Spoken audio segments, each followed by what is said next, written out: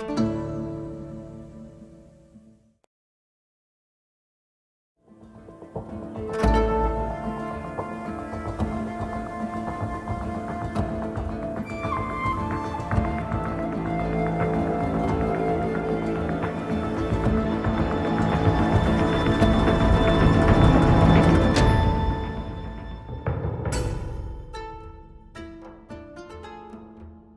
hello. Here I am again with, finally, the final part in my series on Sophocles Antigone. This is Let's Talk About Myths, baby, and I am your host, Liv. Man, there is just too much to say in all of these plays. I can't fathom how I ever imagined doing them in like 1 or 2 parts, like in the olden days. How did I do it?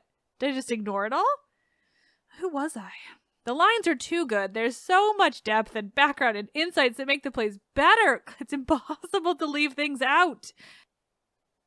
But before I dive back into the play and beyond, I want to let you all know that I'll once again be doing a New Year Q&A episode. Last year, those turned out super well, and you all asked some amazing questions, so I figured, why not make it an annual thing for some of the first episodes of the new year? So the Q&A episode will be airing Friday, January 6th, the week before we begin the big Sparta series that I've got in the works, and you can ask your questions before, I think I put like December 31st, basically just like a handful of days before the 6th. You can ask your questions at mythsbaby.com/questions. Just get them in time for me to talk about them or answer them in that episode. That said, let's leave a more wordy introduction to future episodes because there is too much to go through when it comes to Antigone, including what kind of interpretation can we make of this play and of her character, and how does she fit into some kind of feminist canon? So where we last left this Sophoclean woman, Antigone had been led off stage after her last lines of the play. And just to say it once more, yes, Antigone is officially finished speaking in this entire play. There's no more of her. And yet we still have an entire episode to talk about. I think that says a little something. In any case, Antigone is led off stage to her death, to her execution, to be walled inside of a cave with just enough food that Creon can pretend that he didn't kill her outright, even if she'll die soon. Creon speaks to his son, Haemon, who was set to marry Antigone and who incredibly stands up for her and their relationship in a super powerful way. He tries to convince Creon of the horrors of what he's doing, and when that doesn't work, he basically tells his own father to fuck off. Or rather, an even more explicit threat, suggesting that Creon will never see his son alive again due to his choices to execute Antigone for burying her own fucking brother. It's pretty great. Honestly, we like Haemon. Then Tiresias joins the stage, the famous seer of so many plays about Thebes, from Bacchae to Oedipus Tyrannos. He is always there and always knows what is going on, and he's there to tell Creon that he's made a horrible, horrible mistake, and the gods are already showing their anger. Plus, trigger warning for this episode, it is a Theban tragedy, which means suicide.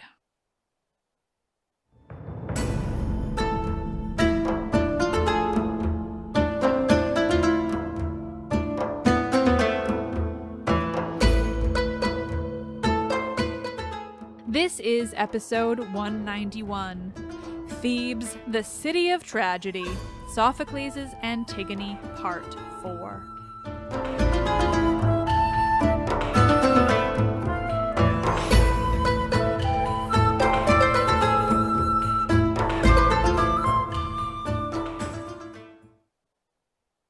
Tiresias tries to get the severity of the situation across to Creon, but it doesn't work.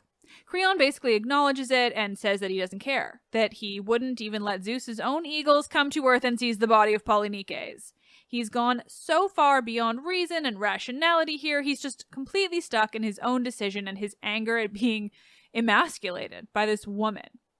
They keep speaking to each other, but it's not going anywhere. Tiresias accuses Creon of making these sorts of mistakes before, of not believing in his prophecies or disregarding his counsel. Creon, it seems, believes Tiresias, and perhaps all prophets, are actually in it for the money and taking bribes and thus aren't truthful or to be listened to. This is really interesting, too, because Tiresias is so famous for being right about so many things, including within Creon's own lifetime, with everything that went down with Oedipus, and yet he refuses to put stock in Tiresias's warnings. It's another indication of how there's just no coming back for him. He has gone too far into his own ideas, his own nonsense, and he just can't even begin to accept that maybe he is in the wrong. Tiresias, though, is a man who gives zero fucks, and we respect the hell out of him for that. He keeps pushing Creon, showing that he is not afraid to stand up to him, and emphasizing this really beautifully when Creon asks him, somewhat rhetorically, quote, "Do you understand you are talking about your commander?" He's referencing Tiresias, just like telling him he's wrong, and Tiresias, his response is, quote, "I understand, since you saved this city through me." Whew. See, this is Tiresias reminding Creon that he's not just any old blind man rolling up to the new king of Thebes and telling him what to do. He's fucking Tiresias. Not only did he play a role in the story of Oedipus and the revelations there, but he also played a role in the war waged by Polynices and Eteocles. Tiresias warned the Thebans of what was to come. The version of what he warned and how tends to vary based on the sources, since so many different playwrights and poets have actually told the story of what we'll call the Seven against Thebes.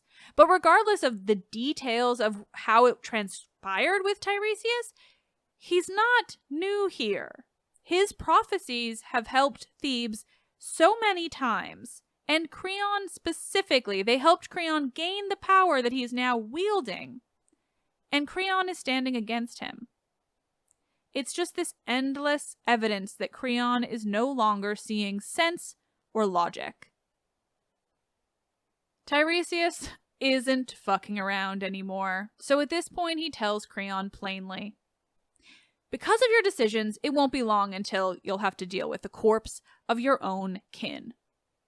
He goes on to explain what we all know. The gods are not happy with Polynices remaining unburied.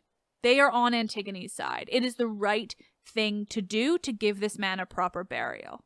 Not to mention, they're now not happy with what Creon is doing to Antigone. That too is murder. Whether he's trying to make it seem like punishment or something else, it is murder, and the gods are going to be mad. His speech gets more ominous as he goes on, quote, "You have no right to the dead, nor do the gods above, yet you violate them even now. Hence the Furies, the destructive avengers of Hades and the gods lie in ambush for you, so that you may be caught in the very same evils." He has said it. The Furies are waiting for you, Creon. And then he asks Creon to think about whether what he's just said is bathed in silver. I.e., does it sound like I've been bribed? Like you keep accusing? I imagine this would be played super calmly, too. Very the opposite of Creon's argument with Haemon, which would have been emotional and heated. Haemon was trying to convince his father not to kill the woman he was set to marry. I'm not saying love because I don't actually know. But Tiresias just knows what's up, knows what's right, because he's motherfucking Tiresias. Tiresias goes on to tell Creon that more tragedy is in store for him. There will be mourning in his own home. And then the other city-states will come for him, the others affected by his decision not to give proper burial. Proper burial is a rite, a tradition. Even in something like the Trojan War, for the most part, people are given their due burial rights. It's the accepted thing to do. Tiresias doesn't want to fight either. He says all of this, and then he asks the boy who's been guiding him to bring them home. He says that Creon can yell at a younger man. Instead, quote, "and learn to nurture a calmer tongue and better attitude than he has now." That is right, Creon. Tiresias is telling you to take a chill pill.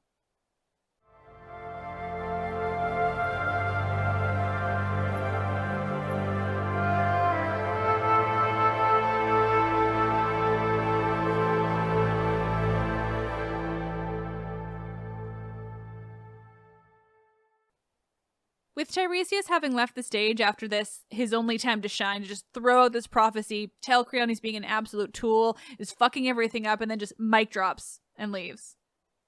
With that, the rest of the characters are left to stew with what Tiresias has just announced. The chorus kind of turns to Creon with enormous cringy faces. I mean, not actually, because they're all wearing masks, but I think you can hear the cringe. They have these cringy faces, and they have to walk a fine line here.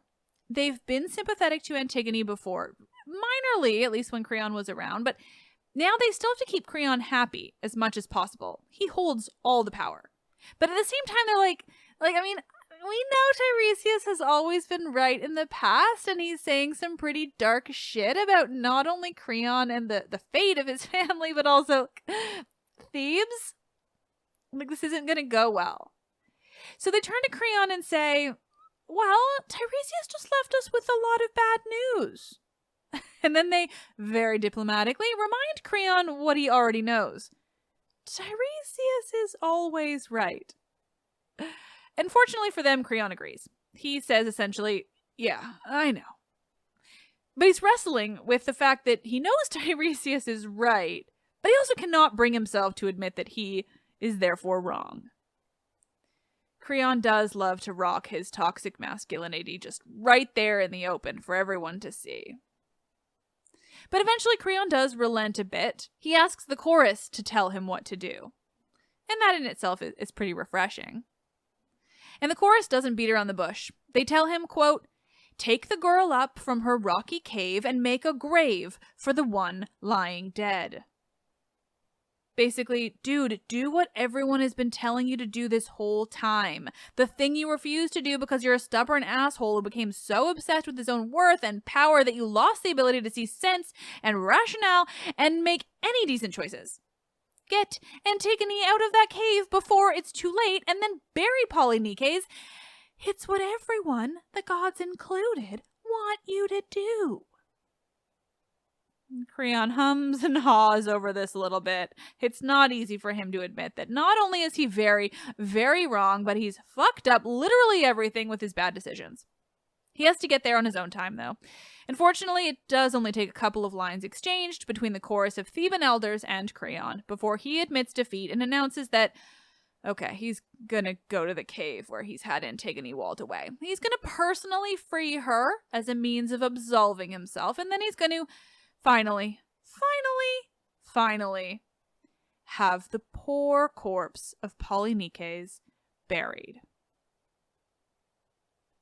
Creon's left the stage to do this, and only the chorus remains. They're there to sing a song that will not only convey the passage of time while Creon travels to the cave where he imprisoned Antigone, but they're also there to speak of their own city and all of its many accomplishments and tragedies, and particularly to sing some praise for the god of their city. As I have said before, Thebes is just such a unique place in that so much of the most famous mythology of ancient Greece is explicitly tied to the city itself. From Cadmus to Heracles to the Seven against Thebes, they have more mythology than quite possibly the rest of the surviving myths and regions combined. I don't think there's a single other ancient Greek city with more myths tied to it. And so here, the chorus will sing a song of Thebes. They sing first and foremost of Dionysus, the only god born to a mortal mother and the only god with such a real and true mortal homeland. They sing of Bacchus's city, of the famous river Ismenos, and the land where Cadmus planted the dragon's teeth, where the Spartoi, the sown men, leapt from the earth and fought one another, leaving just enough to found the city alongside their new and first king Cadmus. They sing of the nearby mountains, of the Castalian spring and the Corcyraean cave where the nymphs dance. All of this song revolves around Dionysus, tying him to the city and the region broadly. They sing to Bacchus, quote, you honor Thebes above all cities, you and your lightning-struck mother. Lightning-struck mother. Oh, I both love and hate that name for Semele so much. It's a reminder of her tragic death, but it's also awesome. But then the chorus turns their song to what's happening in Thebes now. They sing of a violent sickness gripping the city, and they ask for Dionysus to return, to travel over Mount Parnassus, where the oracle gives her prophecies, and to return to Thebes to help his city. Quote, "O Lord, appear before us with your attending Thyiads, who dance all night in frenzy for you, generous Dionysus."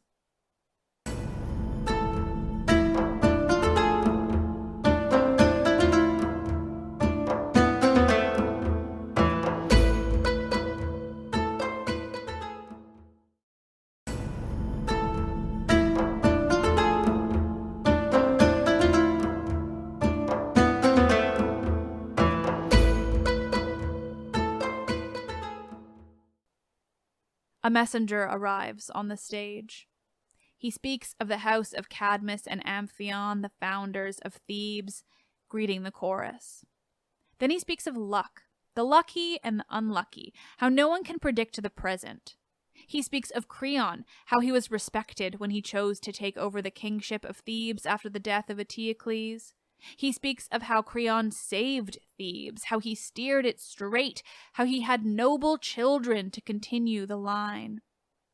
Then he says, quote, "And now all has been lost, for whenever a man's pleasure deserts him, I don't consider him alive, but a living corpse." He goes on. He says that people can fill their homes with all the wealth in the world, quote, "live like a tyrant," but he adds, "without happiness, one has nothing. All the wealth in the world doesn't mean anything if one isn't happy."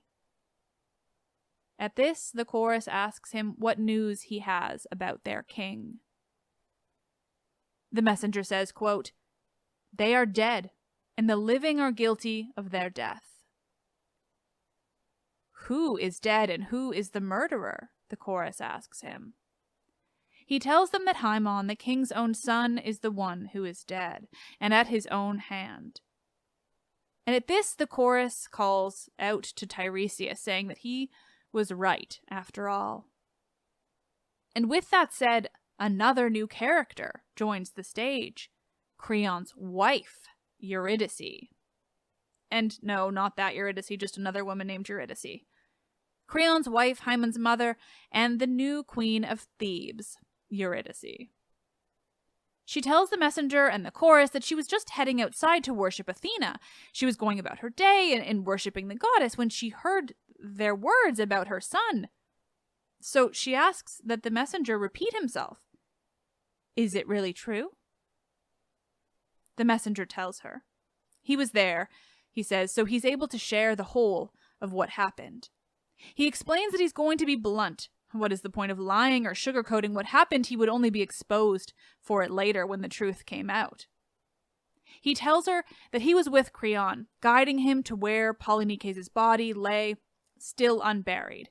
He says that there they prayed to Hecate, goddess of the crossroads, and to Pluton, the cult name for Hades. They wanted the two appeased before they, finally, prepared Polynices' body for his rightful burial. They did all they needed to. They gave him a ritual bath. They built him a pyre, and they burned what was left of him. They built him a high tomb made of his native Theban soil. And then they went to Antigone, or rather to the cave where Antigone had been imprisoned. Once again, they call it her bridal chamber in a cave of Hades. It's fitting and powerful. But another reminder that for all the emasculating Antigone has done, for all she's been a strong character standing up to power, this play isn't trying to make her any less of a woman in the ancient Greek sense. This is her bridal chamber because that is all a woman has, at least in Athens, where Sophocles was writing this play, marriage or death. Before they reached the cave, though, they could hear wailing inside. Cries of misery and anguish echoing from inside the cave. When Creon hears this news, the messenger explains, he cried out, quote, "Oh misery, am I a prophet? Shall I crawl on the most unfortunate paths of all roads traveled?" He goes on. Then he hears his own son's voice from within the cave. And this causes him to rush in a way that Antigone's fate didn't. He buried Polynices before he deigned to visit her in the cave that he had trapped her inside. Though Polynices was long dead and Antigone was, we assume, still alive. But to hear that his son is also inside, oh, that moved Creon along. And within the cave, they saw her, Antigone. She was hanging by a noose around her neck. Creon's son, Haemon, was wrapped around Antigone's body, crying over her. Creon tries to get him to leave the cave, to leave Antigone's body, and all Haemon does is stare back at his father with a look of grief and anger. And before anyone can stop him, he's drawn his sword and, still staring Creon in the eye, he pierces it through his side. With blood bubbling from his mouth, he still holds on to Antigone's body as he dies.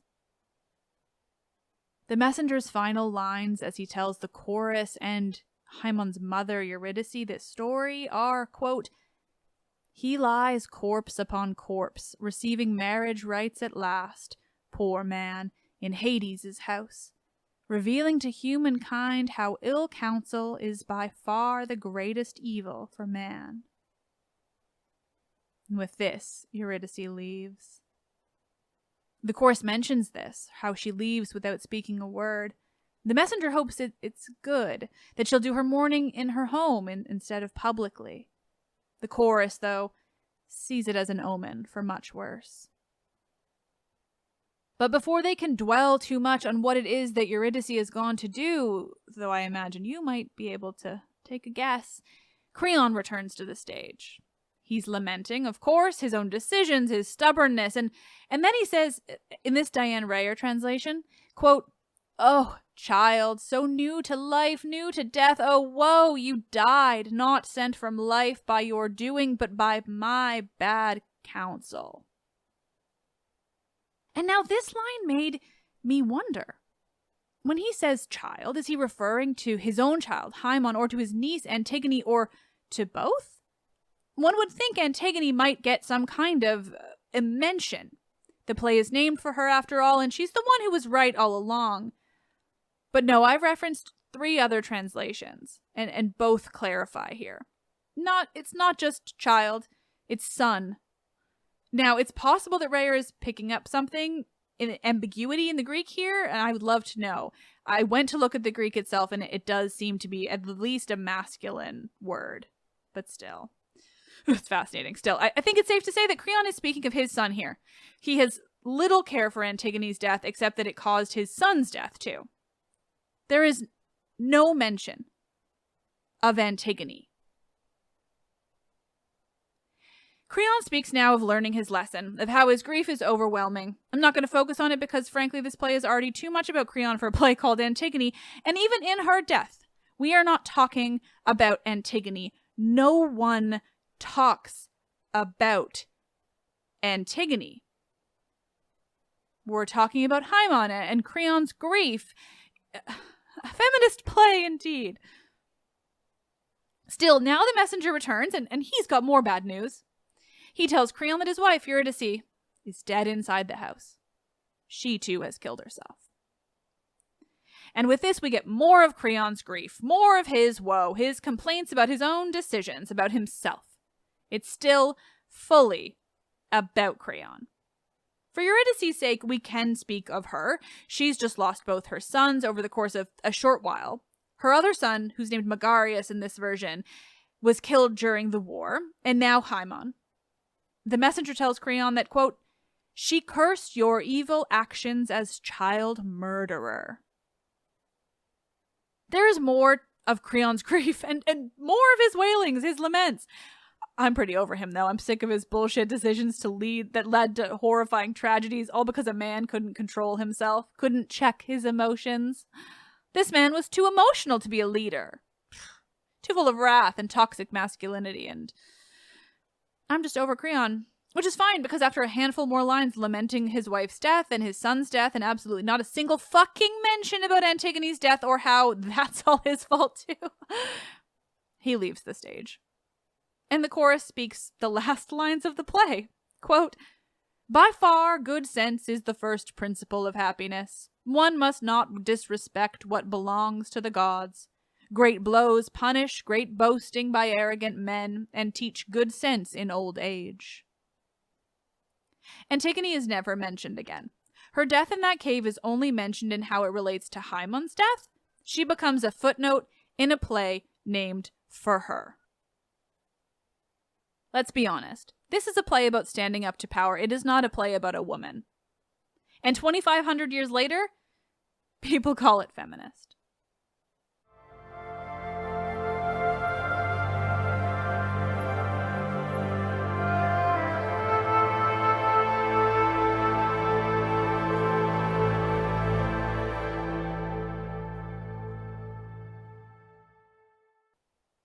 So let's talk about it.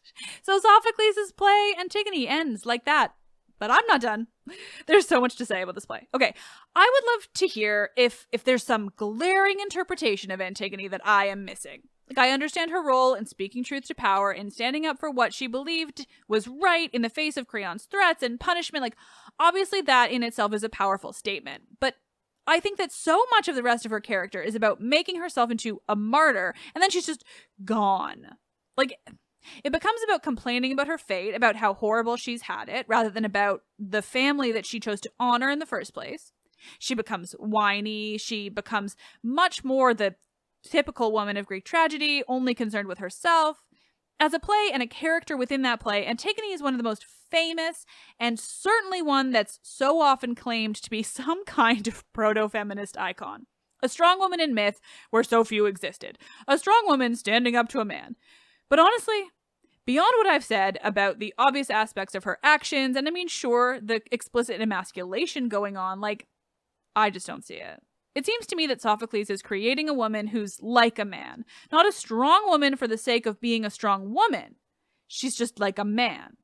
And I mean, that's in part, I'm sure, because he didn't have the same, like, capabilities as us, and just in terms of, like, even seeing what women are capable of, because he's from this time when women are basically property. Like, I'm speaking about Athens here in this exact time period. Like, there are variations, but right now, when Sophocles is writing, that's pretty much it.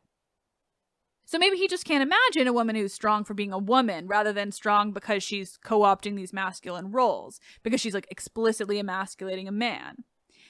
And that's all fair and good. I don't really want to pass any judgment on Sophocles when it comes to this play. What I'm interested in is how she's viewed now.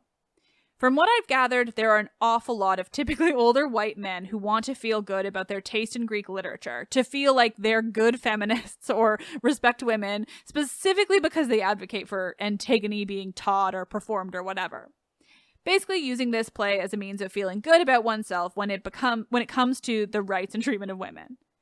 And I mean, I think there's probably a way to perform this play that is powerful in that respect, but the explicit play as it stands in the ancient canon is not really that.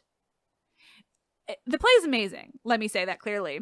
My opinions aren't about the play itself or the message. They're about how we see this woman.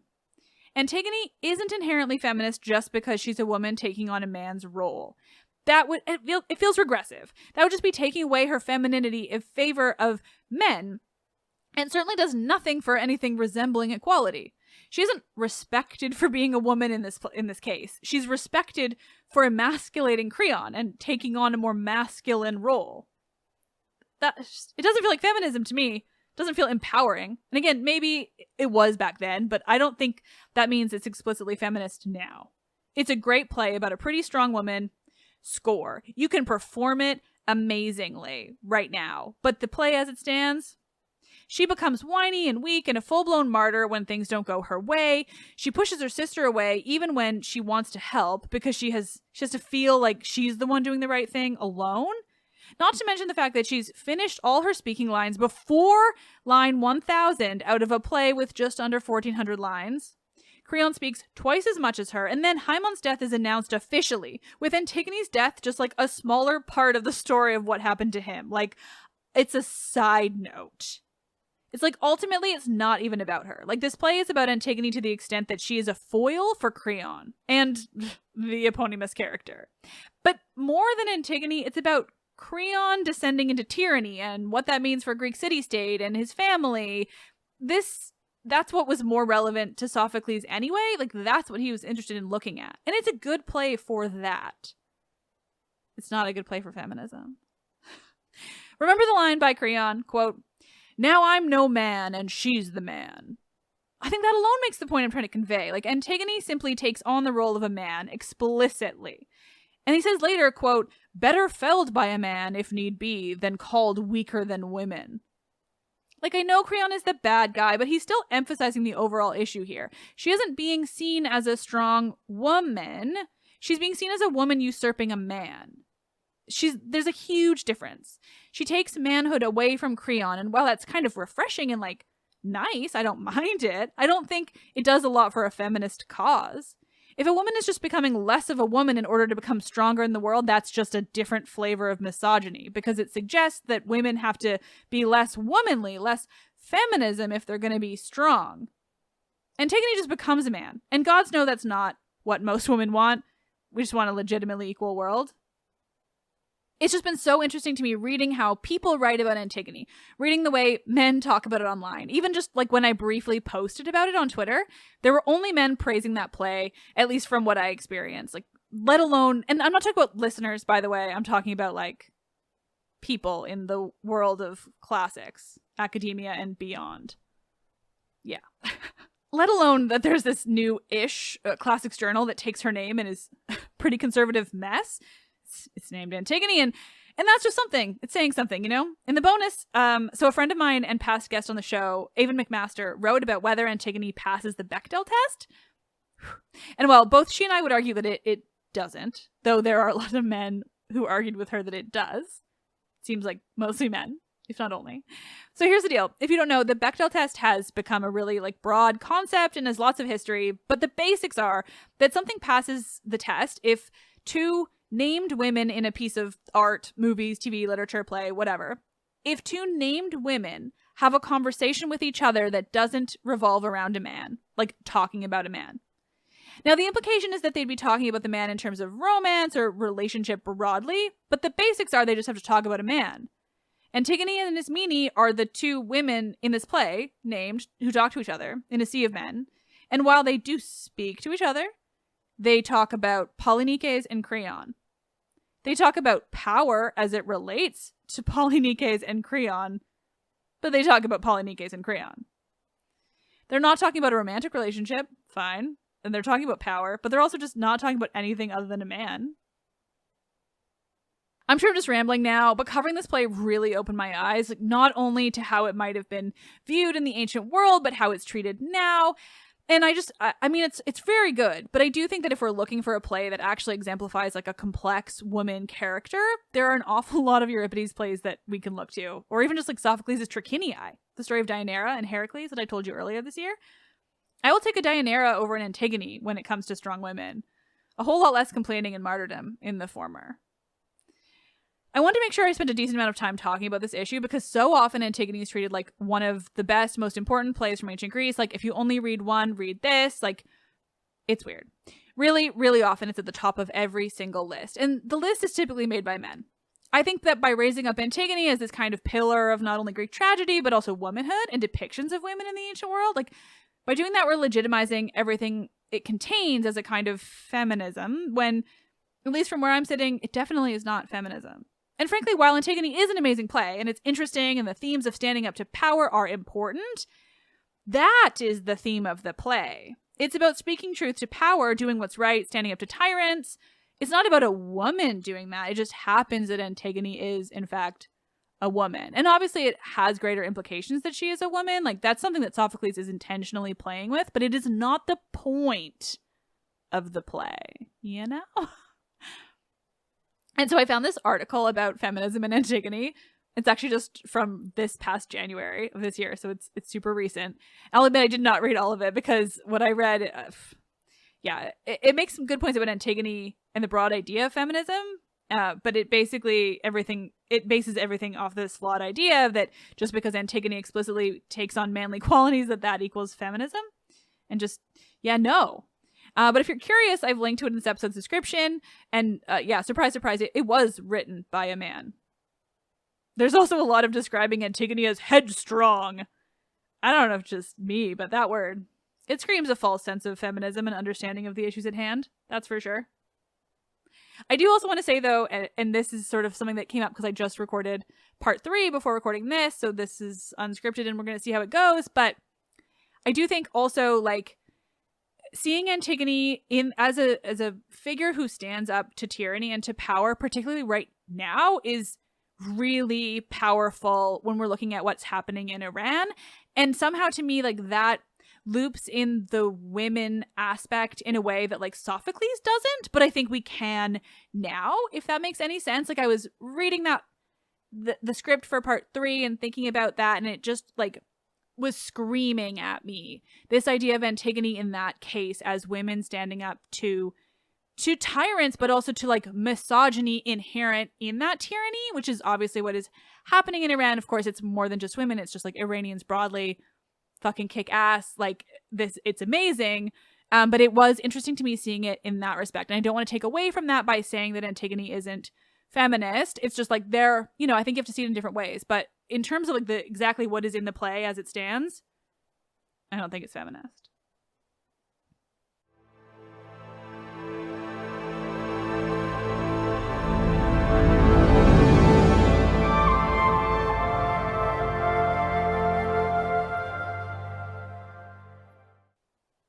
Oh, nerds. Thank you so much for listening. Fuck, I love Greek tragedy so much. I could do this forever.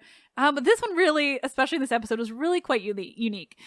Again, just because of how it's viewed now and by whom, you know? And I think it's pretty clear throughout, but these are just my opinions on this play. And I'm already worried about how people are going to yell at me because it's Antigone. I'm sure women and other people who aren't just, like, cis-het white men have a lot of thoughts and opinions, and maybe they could argue into the ground that Antigone is indeed feminist. And frankly, I'm here for those arguments. Like, I would love to hear them. I would like to know what I'm missing.